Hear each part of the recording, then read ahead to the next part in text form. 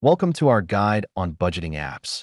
Today, we'll explore why budgeting apps are essential for managing your finances and how they can benefit you in achieving your financial goals. With so many budgeting apps available, how do you know which one is right for you? Look for key features such as user interface, cost, and integrations with your bank. Let's get started by setting up your budget. Follow this step-by-step guide to create a budget that reflects your income and expenses. Linking your bank accounts to your budgeting app is simple. This enables automatic tracking of your transactions, which makes managing your budget much easier. You can add your income and expenses manually or set up automatic entry. Let's discuss the advantages of both methods. Establish your financial goals, whether they are short-term for an upcoming vacation or long-term for saving for a house.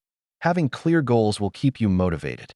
Most budgeting apps provide tools to track your spending patterns through detailed reports and analytics, allowing you to adjust your budget as needed.